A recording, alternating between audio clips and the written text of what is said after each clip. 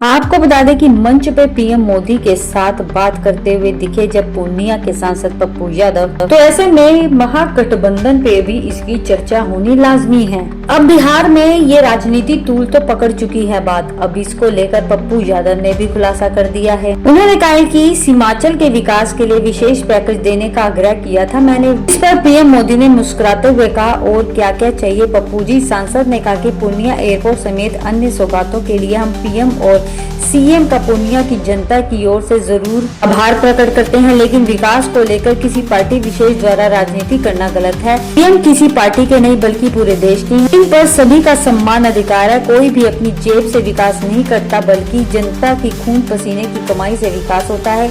इसलिए विकास का श्रेय कोई एक पार्टी ले, यह पूरी तरह से गलत है। उन्होंने कहा कि पीएम के मंच पर विपक्षी पार्टी की ओर से मैं अकेला मौजूद था।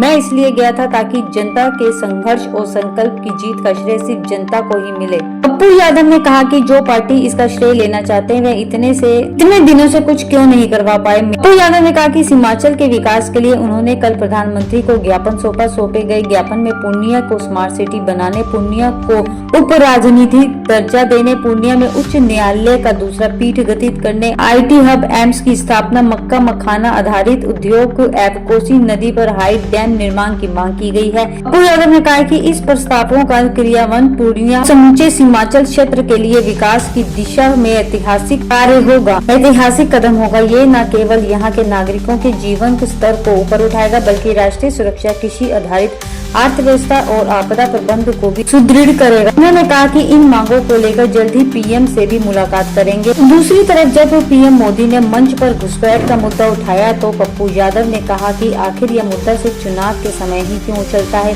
अगर घुसपैठ है तो कौन उन्हें उसे बाहर करने से रोक रहा है। पिछले 11 सालों से केंद्र में उनकी सरकार है, बिहार में भी एनडीए की सरकार है, फिर क्यों चुप बैठे हैं। उन्होंने कहा कि यह सिर्फ चुनावी स्टंट है।